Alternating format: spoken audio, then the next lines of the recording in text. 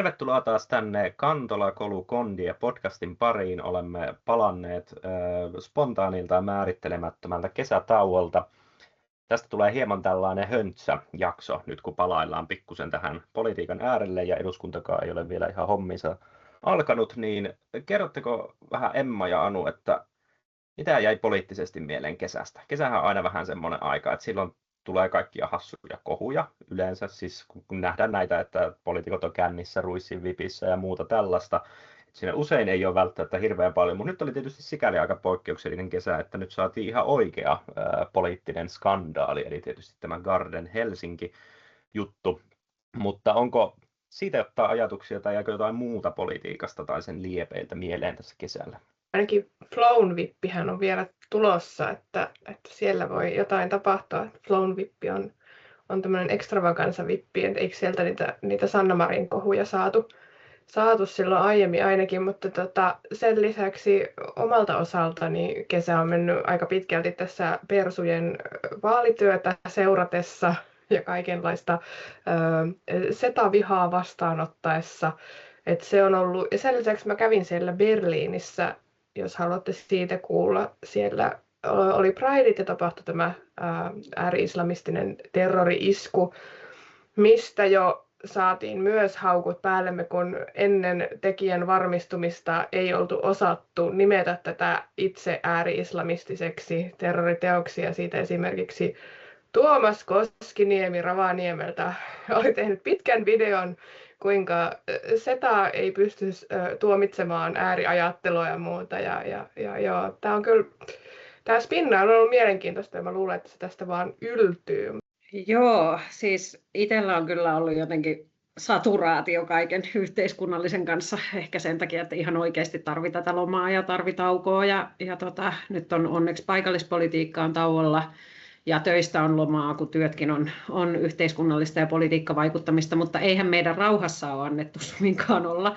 Mä oon tätä Garden Helsinki-kohua seurannut lähinnä niin kuin huvittuneena kauempaa, toki siitä on paljon ajatuksia, mutta sitten ihan oikeasti nämä Rydmanin sekoiluthan on sekoittanut itse kunkin, ja varsinkin täällä sote-kentällä, sosiaalihuollossa, sosiaalityön tutkimuksen kentällä ja sote-järjestöissä, niin kyllä on pistänyt kaikki meidän kesälomat ja kaikki sekaisin, että eihän mäkään päässyt lomalle, kun piti tehdä lausuntoja ja siis näitä Rydman teki ne sote-järjestöjen avustuskriteerejä, muutti silloin juuri ennen kesälomaa ja sitten tuli tämä hässäkkä juuri silloin, kun oli Suomi-areena-viikko ja Pride-viikko.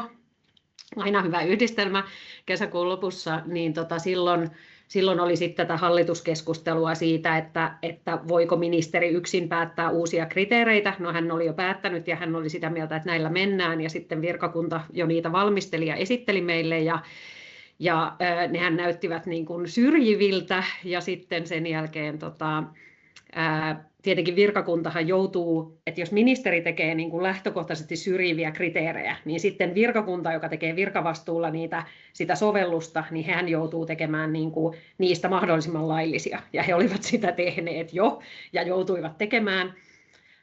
Ja sitten oli se ajatus, että on pakko olla niin kuin tarpeeksi ajoissa, koska ne ensi vuoden sote-järjestöjen rahoitushaku pitää avata elosyyskuussa. No sitten tuli se hallituksen stoppi, eli siellä tuli sitten Orpo ja Adlercreutz ja muut sanomaan, että ei tämä käy, ja sitten otettiin tämmöinen kansliapäälliköiden ryhmä ja ruvettiin sitä niin kuin avustus, ei varsinaisesti niitä kriteerejä, vaan sitä avustus, mikä se nyt oli, no huomaa, että mä olen lomalla, mutta siis sitä niin kuin, eikä lakia, vaan siinä välissä oleva, onko se nyt sitten joku asetus, joku asia, jota sitten ruvettiin muokkaamaan, ja sitten se oli lausunnoilla sillä aikaa, kun kaikki olemme olleet lomilla. Tietenkin. Ja tässähän on niin kuin, samaan aikaan on pakko tehdä, että jos haluaa kesäkuun niin kuin ministeri tehdä tämmöisiä päätöksiä, niin sitten on pakko tulla niin kuin kesän aikaan, mutta onhan tästä tämmöinen niin kuin jatkuvan kaaoksen luominen myöskin osa tätä, että tehdään epävarmuuksia, luodaan kaaosta, luodaan niin kuin mahdollisimman paljon sitä semmoista turbulenssia, jotta sote-järjestöt ei esimerkiksi saa kesällä tehdä, niin kuin pitää vapaita tai keskittyä omaan työhönsä, että keskitytään näihin asioihin. Ja sitten oli tämä sosiaalityön tutkimusrahoitus, jossa Rydman myöskin päätti vaan olla jakamatta vertaisarvioitujen, siis päätti olla jakamatta kaikkea rahoitusta, joka oli jo päätetty, ja sitten lisäksi valikoi sieltä ihan itse lukemalla niitä, niin että hänen mielestään tämä tuo ei ansaitse sitä, ja se oli kyllä todella erikoista toimintaa ministeriltä. Ja mua kiinnostaa tässä nyt erityisesti se, että minkälaisia niin kuin, vaikutuksia, tavallaan se ajatus siitä, että meillä tässä oikeusvaltiossa on itse asiassa ministerillä on tosi paljon valtaa. Saahan hän tehdä niin. Siitä on valituksia ja katsotaan nyt, mihin tämä etenee, mutta että tavallaan tosi paljon meidän systeemissä perustuu semmoiselle, niin kuin, että ollaan sovittu näin ja hyvä tapaista on näin ja hyvän hallinnon mukaista on näin. Mutta jos ministeri vaan päättää sekoilla ja päättää tehdä kaikkea, niin minkä sillä sitten teet? Jos hänellä on hallituskumppaneiden luottamus ja niin kuin se ei sekoita sitä hallitusdynamiikkaa, mistä kans voisin puhua tosi paljon, niin ja varmaan puhutaankin, niin kauan siellä voi sekoilla. Ja tästä tulee äärimmäisen kiinnostavaa, kun Rydman on nyt lähtenyt tämmöisille linjoille, että miten tämä vuosi viedetään loppuun, koska hallitushan haluaa pysyä kasassa vuoden loppuun, jotta he saavat sen seuraavan vuoden, eli 27 budjetin tehtyä. Ja nyt Rydman, joka on alun perin kokoomuslainen, tökkii kokoomusta kaikilla keinoilla, kaikilla voimilla ja kaikkea tätä niin kuin sekoittaa niin paljon kuin vaan ikinä pystyy. Jos et katso tätä YouTubesta, niin mun kädet heiluu järjettömästi tässä. Kuvaan tätä käsillä, niin samalla tätä sekoilua, mutta tästä tulee niin kuin todella mielenkiintoinen poliittinen syksy juuri siitä näkökulmasta, että Rydman on nostettu sinne ministeriksi nimenomaan tökkimään kokoomusta ja rakentamaan sitä persujen vaalikampanjaa myöskin, ja samaan aikaan kokoomuksen täytyy pitää niin kuin homma kasassa vuoden loppuun asti, jotta he saa sieltä kaiken irti, niin mielenkiinnolla odotan, että vaikka tässä on niin kuin kaikkea omaakin kiinni ja oman töiden ja muun, niin kyllä tässä niin kuin popcornit on esillä, kun politiikan syksy alkaa. Joo, se on kyllä tosi mielenkiintoista nähdä, miten tämä hallituksen dynamiikka tulee tästä kehittymään. Sehän on politiikan lainalaisuus, että meininki ei niin kuin millään tasolla varsinaisesti niin kuin himmene vaaleja kohden mennessä, vaan se alkaa vaan eskaloitumaan. Tuttavallisesti usein puhutaan vaalihulluudesta, joka iskee ehdokkaille ja työntekijöille ja vähän kaikille politiikassa. Ja siitä just mietin tätä Garden Helsinki-kohua, että me siis katoin sen koko salikeskustelun alusta loppuun. Olin juuri, niin kuin silloin oli lepopäivä, niin se oli minulle tavallaan tapa rentoutua katsoa sitä keskustelua. Ja siis tapaus, siis sehän on niin kuin aivan selvää korruptiota. Toi on malliesimerkki hyvä veli niin kuin verkostomaisesta korruptiosta, jossa kaverille annetaan rahaa ja käytetään valtaa sen niin kuin hyödyksi. Siinä ei välttämättä ole tapahtunut yhtään mitään laitonta, koska Suomessa tuon tyyppinen korruptio on äärimmäisen normalisoitua, että kun korruptiosta tulee tarpeeksi tavallista, niin siitähän tulee laillista. Että en varsinaisesti usko, että siitä löydettäisiin ehkä mitään rikosta. Mutta se homman pihvihän oli siinä, että, ja tämä meni minun mielestä monella myös oppositiossa ohi, homman pihvi oli se, että Petteri Orpo valehteli julkisesti. Tämä on yksi keskeinen juttu. Yleensä kun ministerit valehtelee, ne joutuvat eroamaan, mutta Petteri Orpo tietysti kun johtaa koko hallitusta, niin totta kai sitten sai eduskunnan luottamuksen, koska hallitus haluaa pysyä pystyssä, niin kuin on todettu. Toinen oli sitten nämä kokoomuksen tämmöiset sisäiset verkostot, että totta kai Jan Vapaavuori on sen Garden Helsinki-hankkeen, oliko se nyt, se oli jossain johtoasemassa siinä, tai jotain se siinä puhuu, en muista, mutta siis kun mun mielestä tässä myös on huomionarvoista se, että tämähän ei ole sattumaa, että Jan Vapaavuori hoitaa niin kuin hallihanketta ja että hän on kokoomuslainen, vaan hän on otettu sinne nimenomaan sen takia, että hän on kokoomuslainen ja tuntee kaikki kokoomusjohdon. Että tämä ei ole sattumaa, vaan se on se spesifi syy, koska eihän Jan Vapaavuori ole mikään niin kuin hallirakentaja. En muista nyt ulkoa, että mikä hänen koulutuksensa on, mutta hän on hyvin tyypillinen poliittinen broileri ja toiminut tämmöisissä poliittisissa tehtävissä hyvin pitkään. Nämä on se homman pihvi. Sitten se sai absurdeja käänteitä siinä, että se koko sähköpostijupakka oli minun mielestä upea niin kuin kaikin puolin, kun oli se, missä Jan Vapaavuori sanoi, että kiitos asian junailusta ja että, niin kuin runttaamisesta. Et se ensinnäkin, että tuo saatiin tietopyynnöllä, että se on ollut niin helkkari typerä, että se on pistänyt sitä viranhaltijoille, jolloin se on julkisuuslain piirissä, niin toi on niin amatöörimokea, että nauratti. Mutta sitten siinä alkoi se saakeli jeesustelu opposition suunnalta, kun on silleen, että Herra Jumala, hän sanoi, että runtata, hän sanoi, että junailla. Kuinka voi tällaista olla, niin kuin älkää ihan oikeasti vittu viittikö? Me kaikki toimitaan politiikassa ja noinhan puhutaan politiikassa. Tuo on tavallista puheenpartta ja kuka me niin kuin käsi pystyy se, joka ei ole joskus junailut ja niin kuin runnonut ja juntannut ja ties vaikka mitä. Se on ihan vaan sitä slangia, mutta totta kai oppositio haluaa sitten kerätä siitä noin hurskastelupisteet kotiin. Sitten se oli totta kai mielenkiintoista seurata sitä salikeskustelua, koska siellähän edustajat menevät lähinnä puhumaan sinne, että he saavat sieltä videoita someen tai että he voivat sanoa, että ovat puhuneet tästä ja he saavat siitä omaa materiaalia.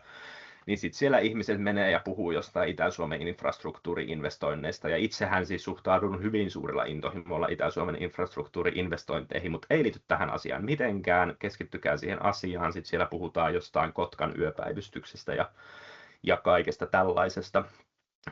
Et mielenkiintoista tulee olemaan, että miten tämä tästä kehittyy, koska nyt on jo tuommoista, että persut selvästi tökkii kokoomusta. Totta kai tässä on se, että persuilla menee gallupeissa tosi huonosti. Persut on toistaiseksi aina noussut ennen eduskuntavaaleja, joten minä uskon, että nousevat kyllä edelleenkin, koska persut on ainoa realistinen vaihtoehto ihmisille, jotka haluavat päästää ne synkimmät puolet itsestänsä valloille sillä lailla, että se on sosiaalisesti hyväksyttävää. Kaikissa meissähän on niitä pimeitä puolia. Kaikki me joskus ajatellaan, että voi saakeli, kun toi yksi tyyppi tai toi porukka kärsisi ja hitto, kun minä olen täynnä vihaa ja tunnen kaikkia näitä ikäviä tunteita ja katkeruutta.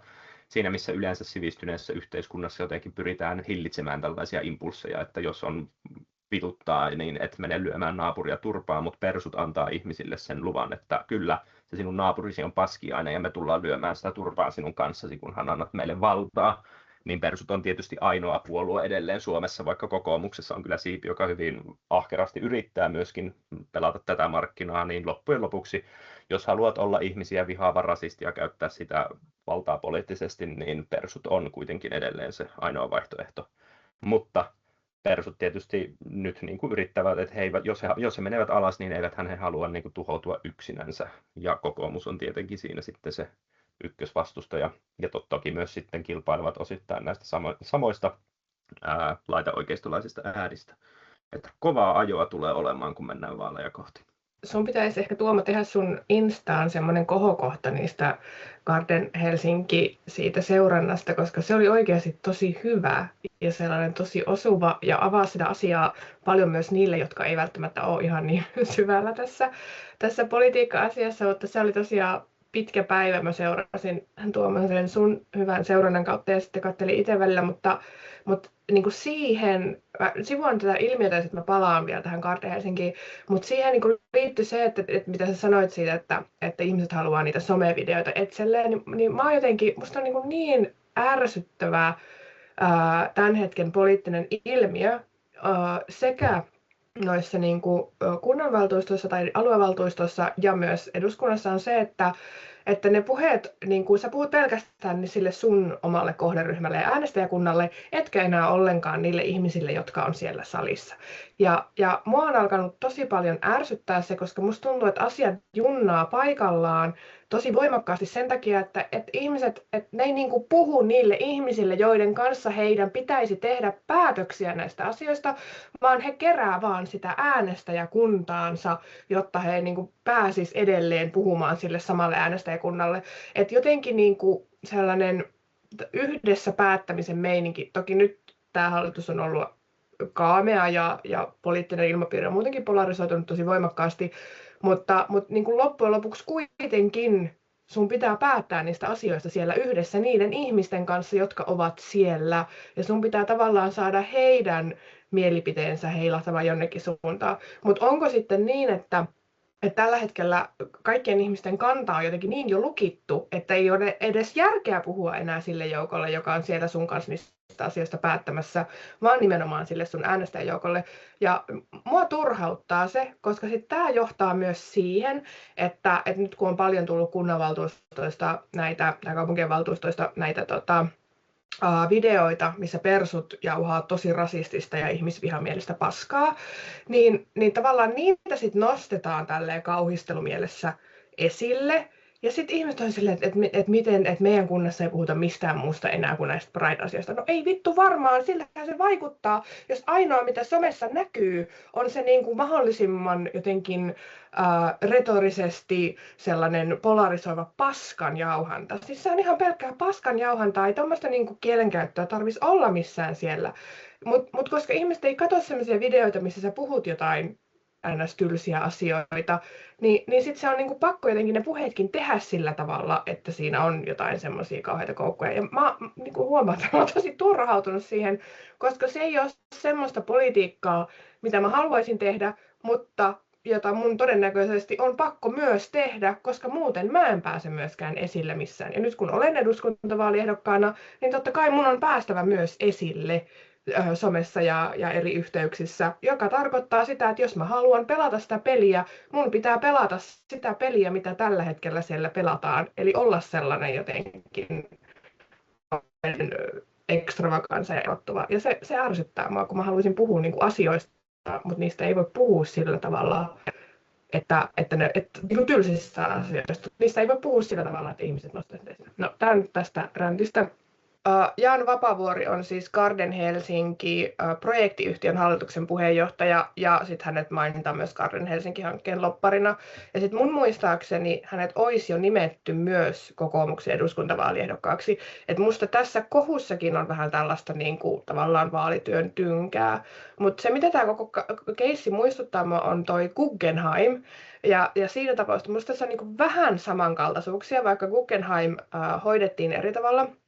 Mutta se tyyppi, joka silloin johti sitä Guggenheimin varainhankintaprojektia, niin mä olin semmoisella kurssilla, missä hän kertoi tästä kokonaisuudesta.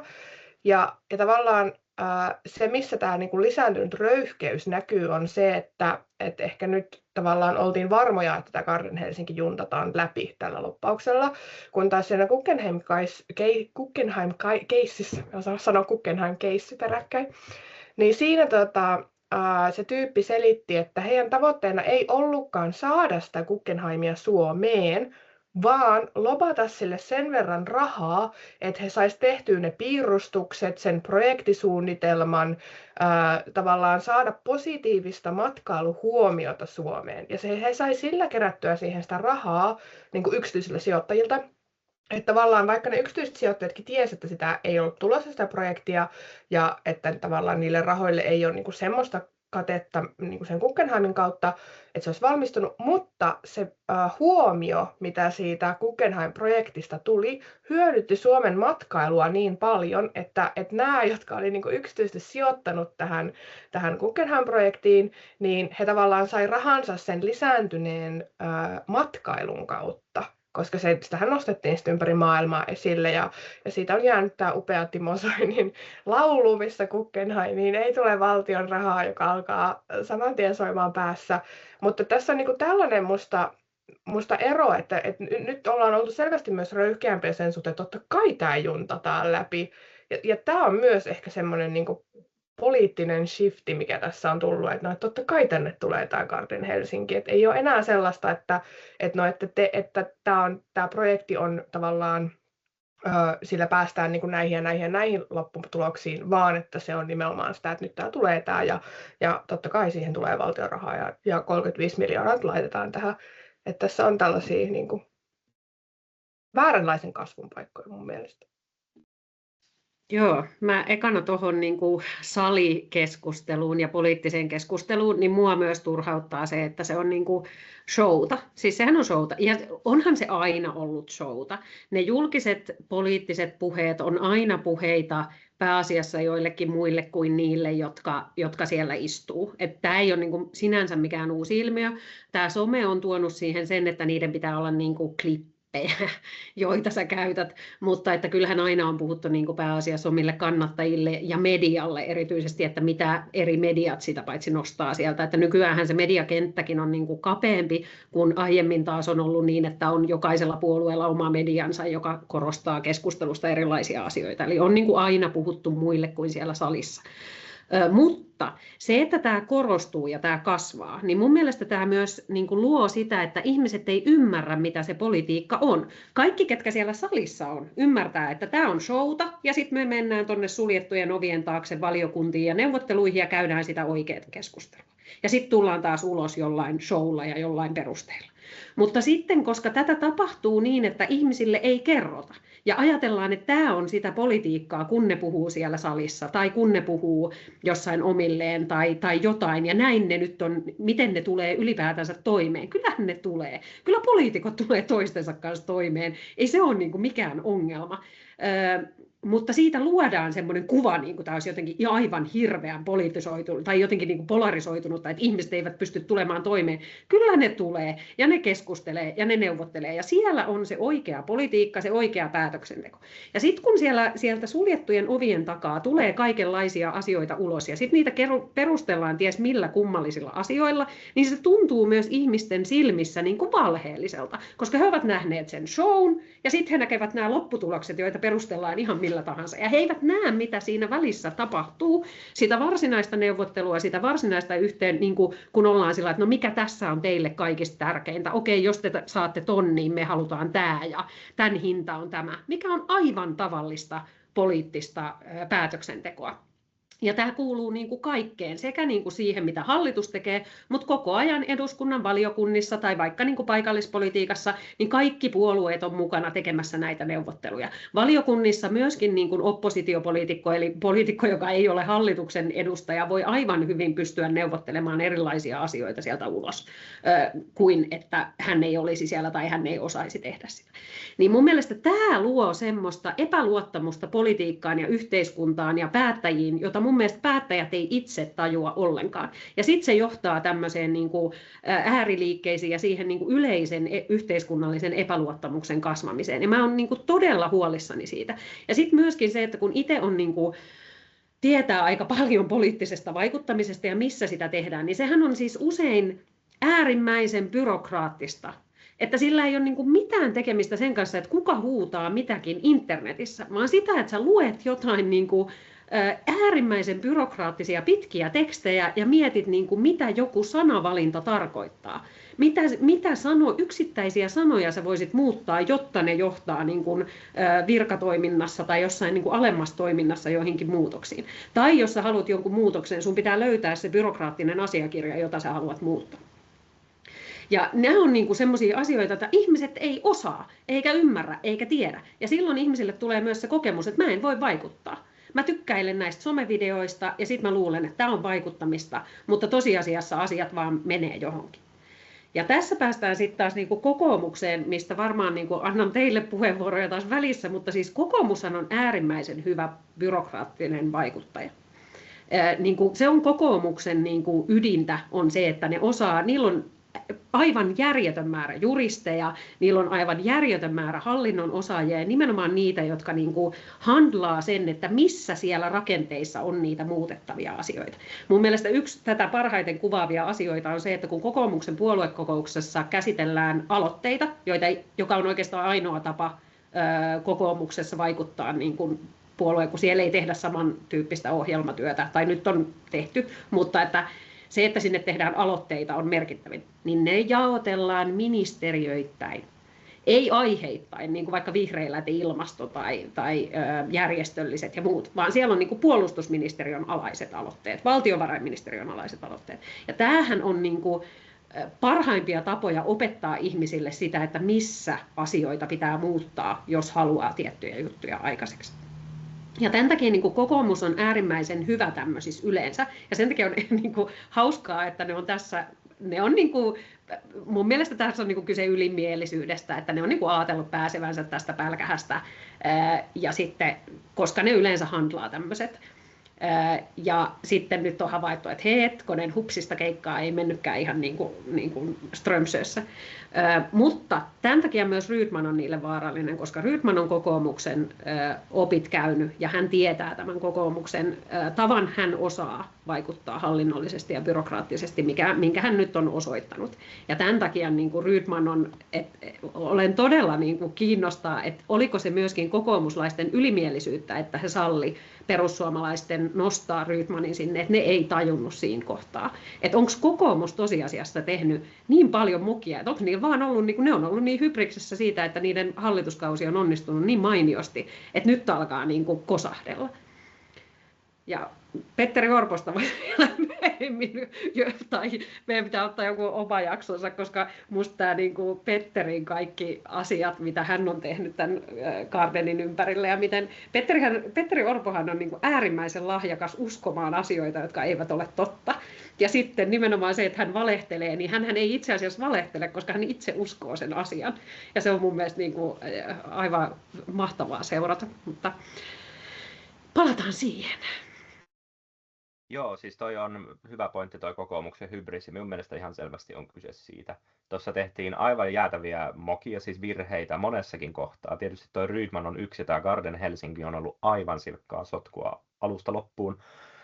Sitä, että miten sitä on vaikka hoidettu, sitä koko kriisiä. Välihuomiona tuosta kokoomuksen, että kun Rydman tuntee kokoomuksen, niin se on tosi tehokas sitten aiheuttamaan niille kiusaa. Niin minulla on itse asiassa sellainen hottiteikki, että Hjallis Harkimo on ylivoimaisesti eduskunnan paras kokoomuskriitikko. Me on hirveän iloinen, että Hjallis Harkimo on eduskunnassa. Se aiheuttaa minulle niin paljon iloa, ja minä tykkään kuunnella se juttuja, koska se on helkkarin katkera entinen kokoomuslainen, niin se niin kuin tietää tasan, mistä se puhuu. Se on aivan ihanaa seurattavaa. Mutta kokoomuksen noista virheistä, niin minun mielestä yksi mielenkiintoinen pointti, minkä somessa juttelin yhden kaverin kanssa, niin hän nosti sen, että kun kokoomuksellahan vaihtui viestintäpäällikkö tuossa viime vuonna. Ja se kun kokoomus on tavallisesti ollut tosi taitava viestinnässä, ne on hirveän hyviä poliittisessa viestinnässä, mutta nyt ne ei ole ollut yhtään hyviä. Ja se kokoomuksen uusi viestintäpäällikköhän siis tuli Rovion PR-päällikön hommista. Hänellä ei ole poliittisen viestinnän kokemusta, ja minun mielestä se näkyy aika vahvasti tässä kaikessa.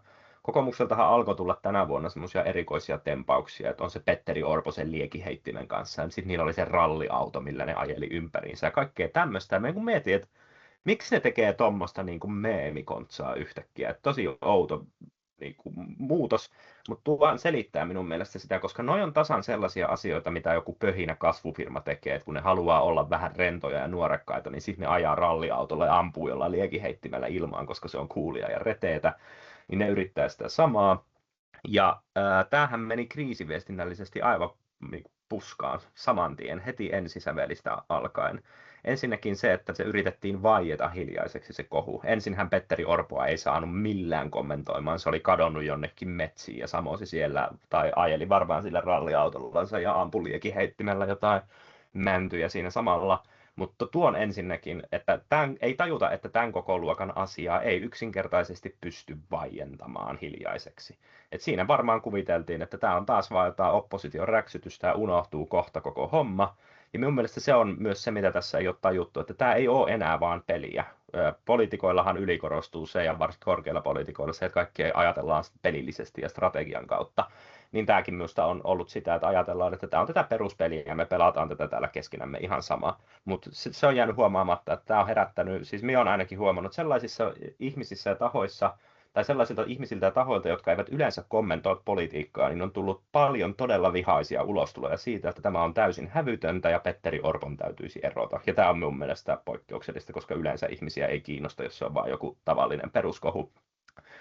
Sitten se on mielenkiintoista, että kokoomus otti tuon totaalisen hyökkäyslinjan tässä. Sehän on ollut hirvittävän aggressiivista se kokoomuksen toiminta tai se viestintä tässä. Ne hyökkää täysillä oppositiota vastaan. Siinä puhutaan jostain Sanna Marinista ja muusta, että silloinkin tehtiin sitä ja tätä ja tuota ja onpas tyhmää ja onpas nihkeää ja olettepas kaikki ihan perseestä.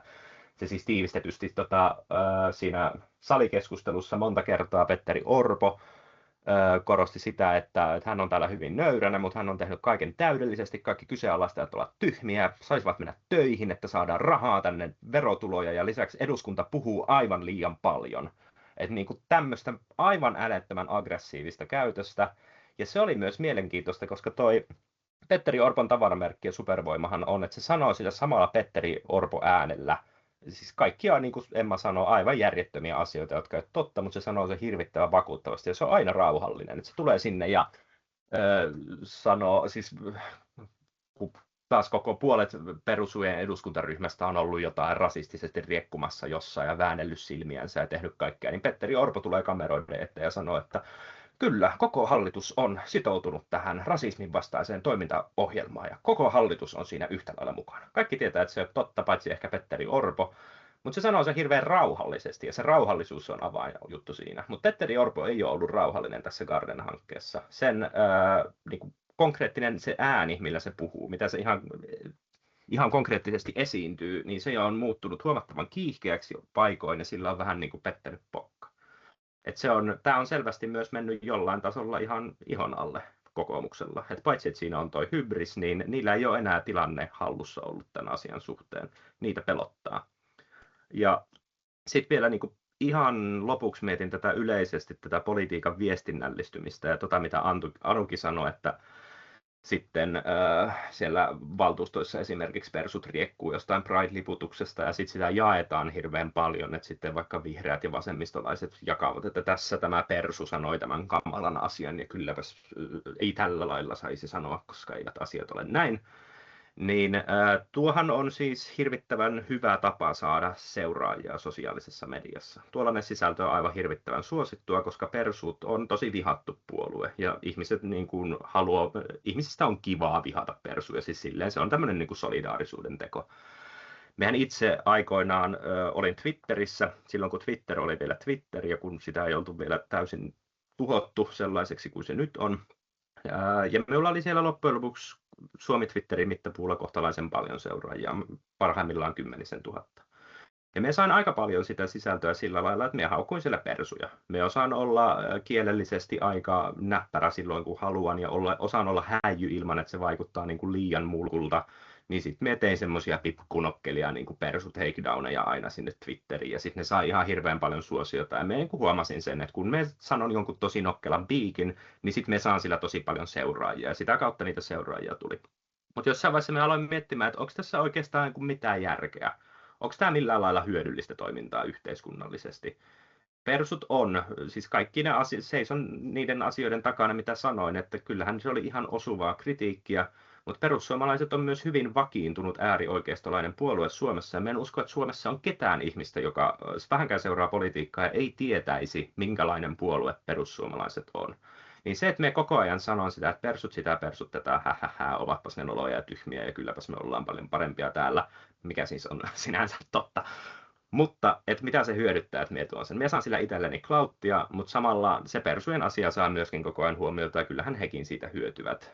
Niin sitten me aloin vähän kyseenalaistamaan sitä, että mikä funktio sillä ihan oikeasti on, että minä koko ajan puhun niistä persuista, kun minä en sano mitään asioita, joita kaikki nämä ihmiset eivät jo valmiiksi tietäisi. Niin sitten me lakkasin sanomasta niistä niin paljon. Me nykyäänkin aika vähän kommentoin persuja nykyisessä sosiaalisessa mediassa, niin Instagramissa, koska ei minulla yleensä ole niin hirveästi mitään mielenkiintoista sanottavaa. Me on sanonut ne kaikki asiat joskus siellä Twitterissä ja kaikki tietää ne asiat muutenkin. Et me yritän ehkä keskittyä nykyään ennemmin siihen, että kun minä sanon jotain jostain, niin siinä olisi ehkä joku oivalluskin tai kulma, tai sitä ei olisi sanottu jo 1000 kertaan jossain toisaalla.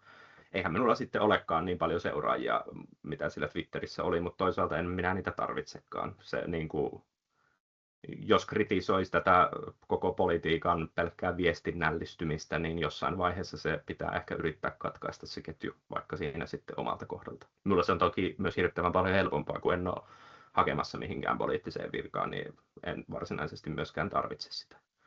Et kokoomus on musta aika etevä siinä kaksilla rattailla ajamisessa, tai niinku tosi etevä siinä, että tavallaan se mitä julkisuuteen sanotaan, niin se on semmoista, mitä he ajattelee, että heidän kannattajakuntansa ja ihmiset haluaa kuulla.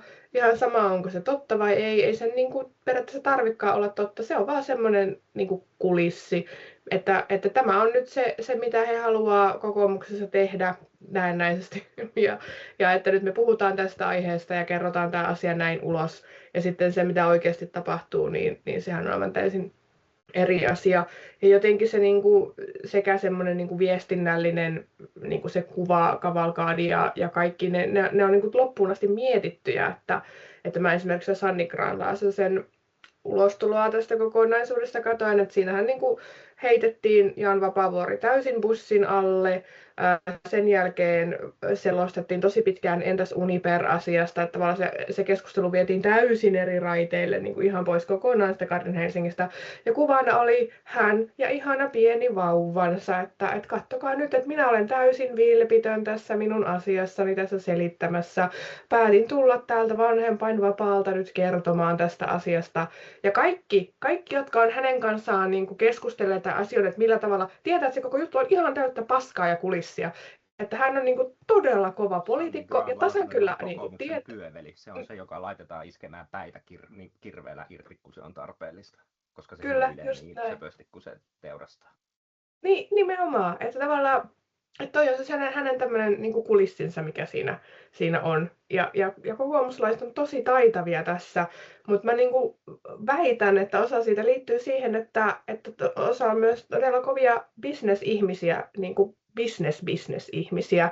Ja siellä sun on vähän niin kuin pakko olla silleen, että sun on kerrottava sille asiakkaalle ja yhteistyökumppaneille ja niille, että niille pitää kertoa se, mitä ne haluaa kuulla. Kaikki tietää, että ei tämä nyt välttämättä ole ihan totta, mutta niille kerrotaan se, mitä ne haluaa kuulla ja sen jälkeen tehdään täysin, mitä itse lystätään.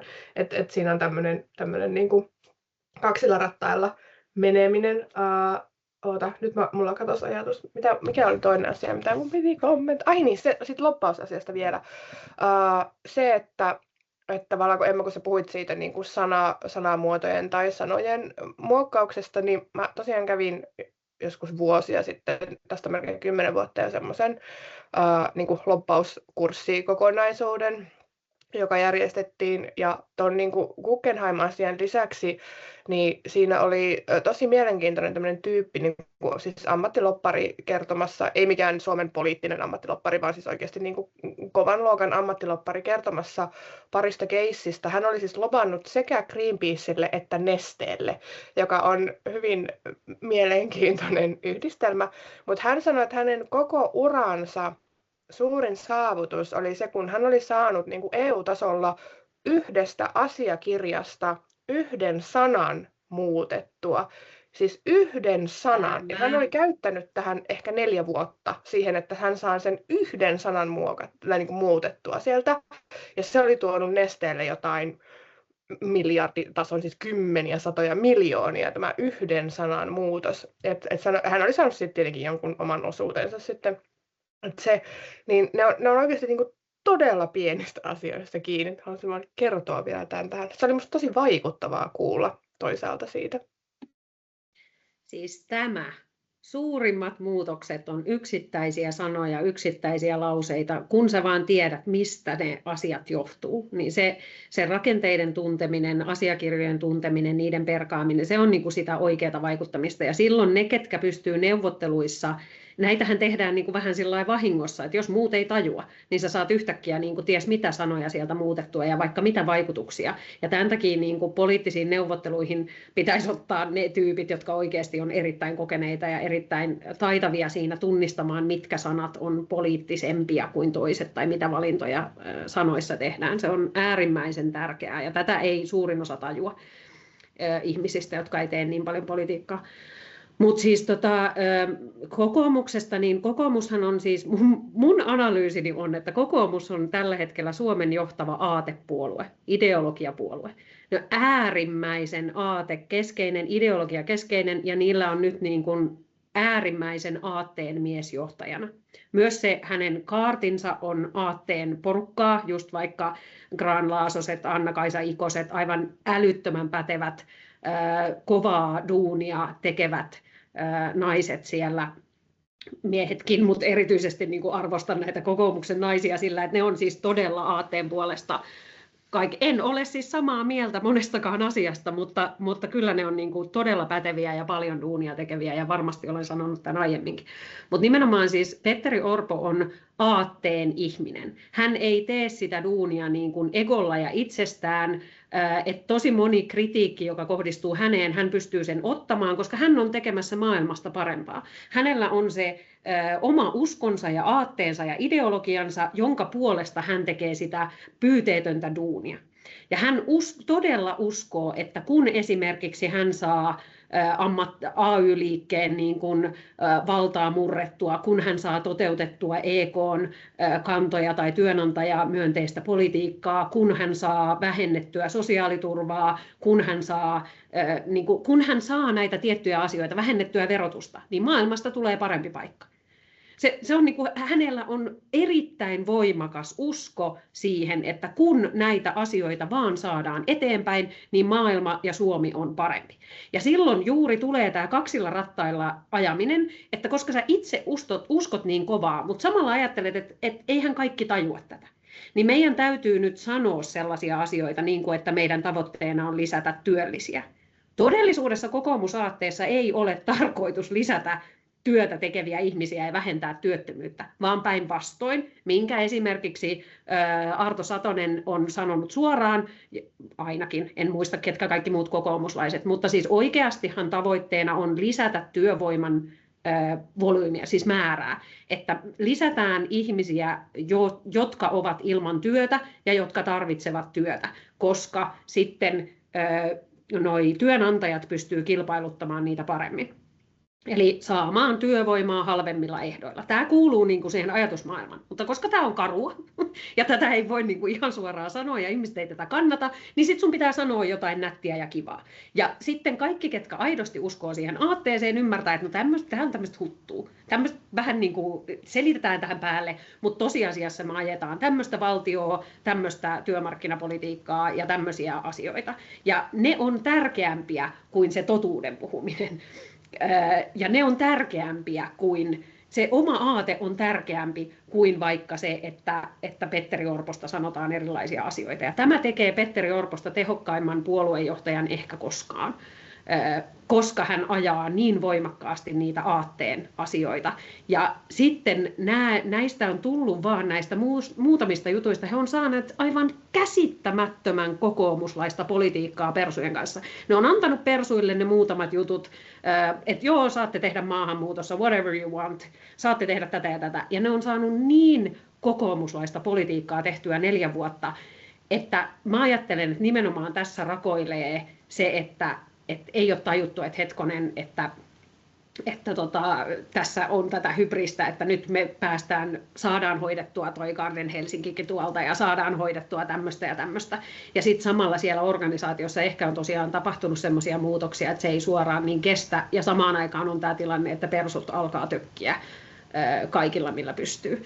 Niin tämä tulee. Ja sitten siis, koska kokoomushan on myöskin hallinnan puolue, että se on siis hierarkinen puolue, oikeistolaiset puolueet on aina niin kuin hierarkisempia ja niihin kuuluu se semmoinen kotiuskonto- ja isänmaa-tyyppinen asiat pitää hallinnassa. Ja jos tulee kapinaa alemmilta yhteiskuntaluokilta, niin se on niin kuin, se vie pois sitä rauhaa. Ja ne tosi usein palaa siihen rauhaan ja hallintaan, ja se on niin kuin se aatteen ydin. Ja sen takia esimerkiksi mielenosoitukset ei ole niin kuin mikään kokoomus, että se on niin kuin äärimmäisen vierasta semmoiselle ajatusmaailmalle, koska itse ollaan hallinnassa, itse ollaan vallassa, ja sitten kaikki semmoinen sitä valtaa uhkaavat asiat on niin kuin on vääränlaisia, ne on erilaisia. Eli siihen aatteeseen myös kuuluu se hallinta.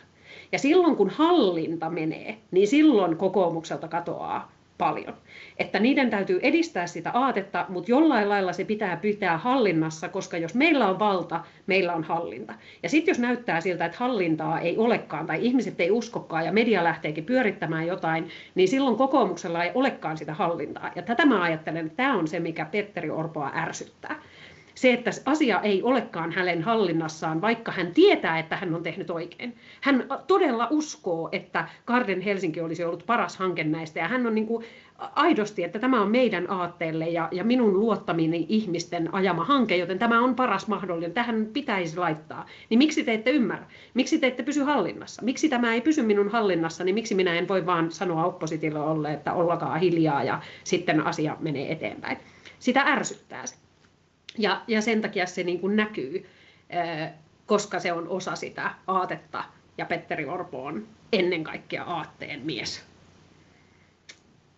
Niin, Petteri, kokoomushan on Suomen ylivoimaisesti marksilais-leninistisin puolue. Sillähän on hyvin tyypillisiä tällaisia marksilais-leninistisen puolueen tunnusmerkkejä. Ei tietenkään aatteensa puolesta, mutta siinä, miten se on johdettu tai miten se on rakentunut, koska siihen kuuluu nimenomaan se tietty vallankumouksellisuus. Minun mielestäni kokoomus on radikaalipuolue. Se on sangen, siis monella tapaa ainakin radikaalipuolue. Se ajaa aikaa perustavanlaatuisia muutoksia koko yhteiskuntajärjestelmään kaikilla sektoreilla käytännössä, ja tämähän on käytännössä radikaalin ajattelun yksi tunnusmerkki, että siinä tehdään radikaaleja muutoksia. Et siinä on tietty tämmöinen vallankumousajattelu, sitten siinä on myös se aito ajattelu, että tämä on kansalle hyväksi, että tämä ei ole vaan meidän eturyhmää, vaan tämä on hyväksi koko maalle, mutta siinä on myöskin sitten se väärän tietoisuuden ajatus, että nämä ihmiset eivät yksinkertaisesti ymmärrä, että tämä on heidän omaksi parhaakseen, koska he eivät ole aatteellisesti kyllin valveutuneita. Sitten siinä on myös tämä aatteellinen etujoukkoajattelu, että kokoomus tosiaan on hyvin hierarkkinen, niin siellä on se ylin johto, joka määrää, miten asiat ovat, ja tämä ei johdu siitä, että he olisivat. No siis onhan tuo oikeastaan nyt aika egoistinen ajattelutapa, mutta se kuitenkin se ajattelu on, että heillä on kaikista vahvimmin se aatteellinen ymmärrys siitä. Että he ymmärtävät sen kansan puolesta paremmin, mikä sille kansalle itselleen on parhaaksi, joten siksi he ovat oikeutettuja johtamaan tätä koko vallankumouksellista kansanliikettä.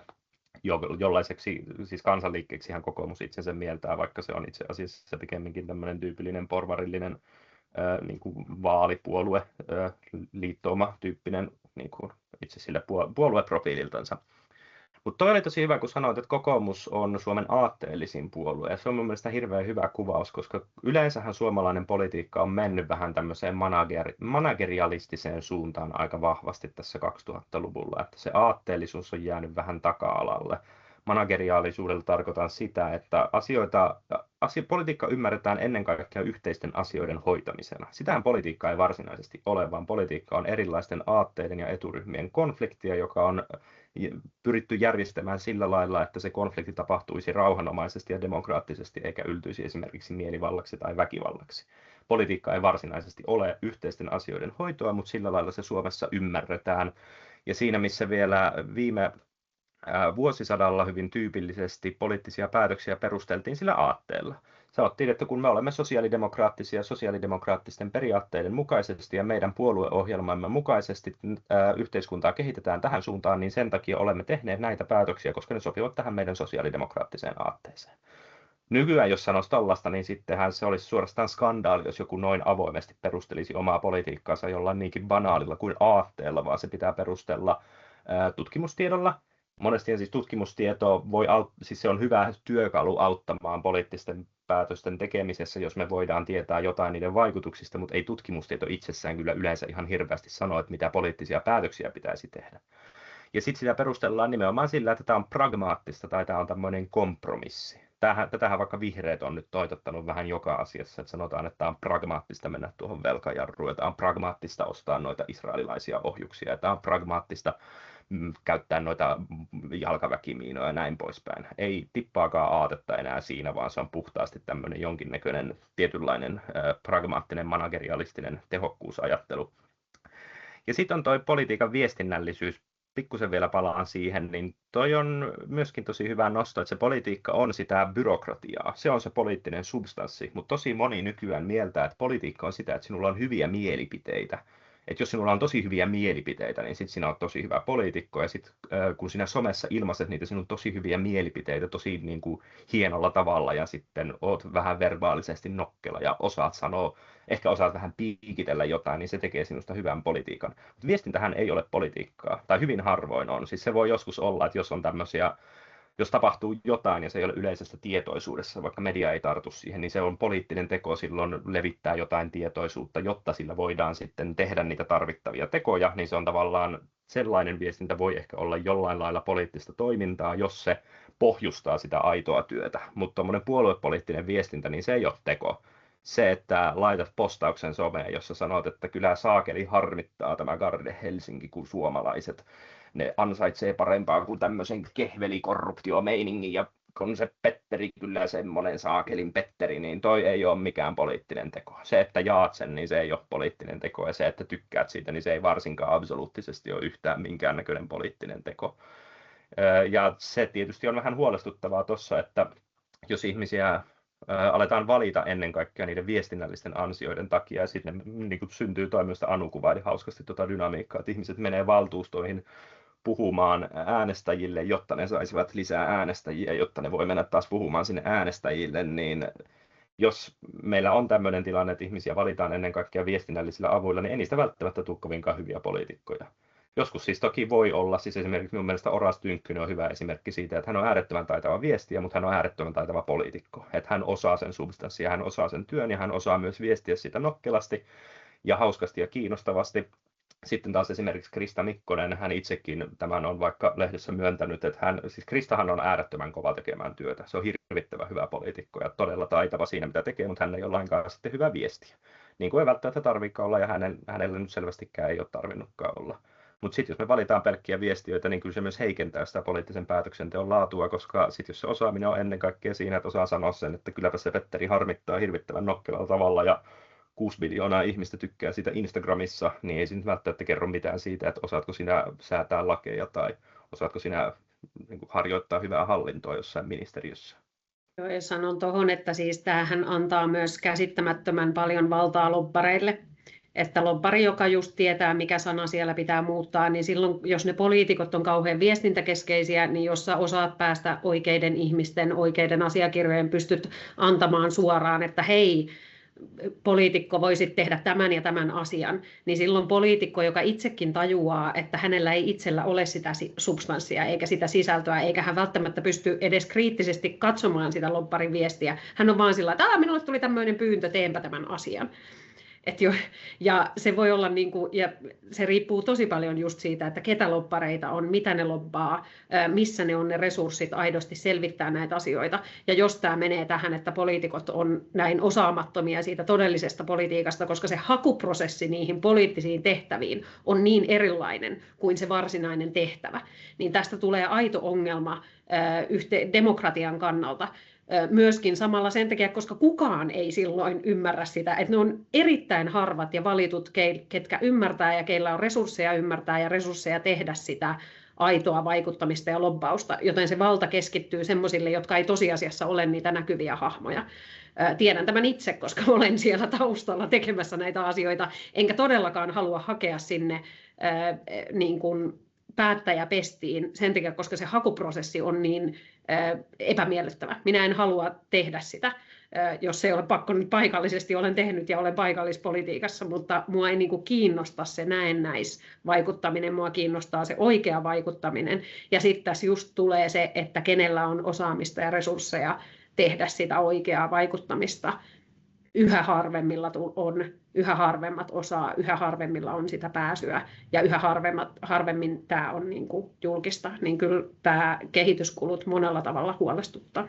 Mua taas erityisesti kiinnostaa just se, että mä haluaisin mennä työntämään lusikkani aika moneenkin soppaan sen takia, että on tavallaan muilla kentillä ollut niissä pöydissä ja käynyt niitä semmoisia keskusteluita, jotka ennen tosin kabinettivaikuttamisessakin, eli näissä just suljettuja oven takana, niin ne oli semmoisia kauhean mielisteleviä ja kaikki kyllä tiesi, että mistä pitää puhua milloinkin ja mitä asioita pitää missäkin pöydässä nostaa esille, niin nyt nekin on mennyt vähän semmoiseksi rumiksi keskusteluiksi lähinnä persojen takia. Koska tuovat sinne sitä siis myös suljettujen ovien taakse tuovat sitä semmoista vihamielistä retoriikkaansa, joka ennen edes piiloteltiin semmoisiin hyvin makeileviin sanoihin. No ei enää ja se ärsyttää, mutta että tavallaan se, että jotenkin tämä hakuprosessi turhauttaa muakin ja se, että pitää väkinäisesti työntää itseään esille tosi monessa paikkaa ja tosi moni eri tavoin ja huomioida algoritmit ja jotenkin just nimenomaan pelata sitä semmoista showpeliä, niin se turhauttaa. Mutta se, mikä mua siinä vaikuttamisessa siellä kiinnostaisi, siis siellä eli eduskunnassa kiinnostaisi, olisi just se, että pääsis jotenkin työntämään lusikkaansa soppaa niissä valiokuntakeskusteluissa ja muissa, koska kuitenkin pohjimmiltaan se on hyvä tapa edelleen vaikuttaa asioihin tietyssä mittakaavassa, että kyllä sitä niin kuin tarvitaan, vaikka siitä onkin tullut tämmöistä osittaisshowta, niin kyllä se on semmoinen paikka, missä ne asiat niin kuin muuttuu ja sitten siellä hyvät keskustelijat saa kyllä niitä ja asiantuntevat hyvät keskustelijat saa niitä asioita aikaiseksi, niin se mua niin kuin houkuttaa siinä. Sano vaimo. Joo, mitä mä antaisin niin kuin äänestäjille vinkiksi tästä, että kun menee äänestämään eduskuntavaaleissa tai selvittää jotain ehdokkaita, niin jos ne on ollut jo jossain tehtävissä, niin kyselee vähän, että miten niillä on mennyt, mitä ne on tehnyt. Sekä heiltä että ehkä muilta. Että sä voit kysyä minkä tahansa puolueen ihmiseltä, että hei, että kun sä oot valtuustossa tai siellä samassa valiokunnassa ton kanssa, niin onko se sun mielestä ollut tehokas, onko se tehnyt siellä jotain? Ja mun mielestä tätä pitäisi kysyä myöskin niin kuin monissa organisaatioissa muutenkin, että esimerkiksi kun on vaikka puolueessa on jotain paikallisia edustajia puolueelimissä, olen sitten valtuustoja tai puoluekokouksia, mitä ne ihmiset siellä aidosti on tehneet. Et ei sillä, että mitä ne ovat puhuneet tai mitä ne ovat olleet somessa, vaan mitä he ovat aidosti tehneet ja saaneet aikaan. Ja sitten toinen on se, että jos joku ei ole ollut juuri missään, niin kysytään, että no mikä valiokunta sua kiinnostaa eniten? Niin mihin sulla olisi eniten annettavaa? Ja tiedättekö, todella moni eduskuntavaaliehdokas ei pysty vastaamaan siihen kysymykseen. Sieltä tulee semmoista, no mikä vaan, sitten en mä oikein tiedä. Sillä jos minä tiedän todellakin, jos minä pääsisin eduskuntaan, niin minä tiedän minun listani, mihin valiokuntiin minä olisin siellä tunkemassa itseäni, mihin mulla olisi eniten annettavaa, missä mä ajattelen. Ja nämä on mun mielestä semmoisia politiikan osaamisia, jotka olisi syytä siinä hakuprosessissa jo olla ihmisillä. Että jos sä pääset sinne eduskuntaan, mitä se on, mihin sä haluat mennä siellä? Siellä on tietyt paikat, mihin sinne mennään. Toki ne vaikuttaa sitten puolueen ja kaikki muukin. Mitä sä aiot tehdä siellä? Mitkä on sun jutut, mitä sä aiot edistää siellä? Oli se sitten hallitusneuvotteluissa tai hallituksen ulkopuolella. Jos sulla ei ole mitään hajua, mitkä on niitä asioita, mitä sä teet sen kampanjan jälkeen, jos sä onnistuneesti pääset sinne, niin olen äärimmäisen huolestunut sellaisesta ehdokkaasta, vaikka tekisi kuinka hyvää viestintää somessa. Joo, mietin ihan tismalleen samaa. Se oli just minulla listalla, mutta Emma sanokin tuonne, että ihmiset hakee siis paikkoihin kiilottaakseen omaa CV:tänsä. Että ne voi sanoa sen, että hän on ollut siellä ja täällä ja tuolla. Ja se on tosi harmillinen ilmiö. Siis itsehän on politiikassa ennen kaikkea ollut just järjestötoiminnassa. Minusta se on hirveän kivaa. Ja saakeli, kun se suututtaa, sit, kun sinne tulee ihmisiä, jotka hakee ja usein pääseekin sitten jollain niin kuin somesuosiolla ja muualla sinne. Ja sitten niitä ei kiinnosta hittoakaan se koko toiminta. Ja siis niin kuin vähän panin merkille viime eduskuntavaalien jälkeen, kun vihreältä laski aika paljon tuo paikkamäärä, kansanedustajia putosi aika paljon, niin yllättäen meillä oli sinä vuonna puoluekokouksessa ihan hirveän paljon entisiä kansanedustajia hakemassa puolueen varapuheenjohtajaksi ja puoluevaltuuston niin kuin puheenjohtajistoa. Jännä yhteensattuma. Ne ei ole muuten sen jälkeen enää sitten yhtä innolla hakenutkaan enää tässä uusimmalla kierroksella. Ja ei siis niin kuin, monesti siis kansanedustajatkin voivat olla tosi, ja siis niin kuin tämmöiset ikään kuin politiikan kellottajat, he saattavat olla tosi hyviä, monesti ovat tosi hyviä tässä järjestötyössä, siksi en nimeä mitään nimiä, en halua leimata, mutta tämä on niin kuin yleinen ilmiö, joka on, että halutaan jonnekin sen takia, että kiilotetaan omaa CVtä. Ja toi on tosi hyvä idea, siis ihan suoraan kysyä sitä ihmisiltä. Kokemuksen mukaan jotenkin Suomessa ihmisillä on hirveän suuri kynnys laittaa vaikka poliitikoille viestiä. Se tuntuu jotenkin pelottavalta, kun ne on siellä korkealla. Mutta Suomi ei ole niin valtavan suuri maa. Poliitikot lukee loppujen lopuksi yllättävän hyvin omia viestejänsä. Siis sähköposteja tai sitten somekanavia, jos ne itse käyttävät omaa sosiaalista mediansa. Ja kyllä ne vastaa niihin viesteihin myös.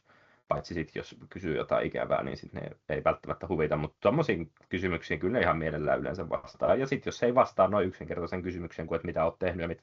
Koska siis jos poliitikko on tehnyt paljon, niin poliitikkohan ei rakasta mitään niin paljon kuin sitä, että joku kysyy, että kerro suurimmat saavutuksesi minulle, kerro mistä olet ylpeä, niin kyllä ne puhuu, jos ne on tehnyt siinä jotain, että kannattaa kysyä. Me ollaan nyt tunti puhuttu, niin olisikohan aika vielä loppuun, mutta pitäisikö ihan loppuun ottaa tämmöinen kierros, että jos olisitte eduskunnassa, niin mihin valiokuntiin haluaisitte mennä? Emma voi aloittaa. Nyt mun täytyy, no siis ehdottomasti siis valtiovarainvaliokunta olisi mun ykkönen, ei sillä, että mua sinne välttämättä otettaisiin, mutta kyllä mä oon niin kuin, valtiovarainvaliokunta hallintovaliokunta, kaikki tämmöiset maailman tylsimmiltä kuulostavat asiat, että mä en ole ollenkaan niin kuin semmoinen ympäristö ja muu, no tietenkin sosiaali- ja terveys sitten taas oman osaamisen puolesta, mutta nämä byrokraattiselta kuulostavat. Ja samalla periaatteellahan mä teen täällä paikallisesti, että mähän olen siis tarkastuslautakunnissa, mikä on niin kuin parasta mahdollista omasta mielestäni. Siis varmaan rehellisesti eniten substanssiosaamista mulla varmasti olisi sinne sote-valiokuntaan, kun mä oon niin sitä sivuavia töitä tehnyt aina.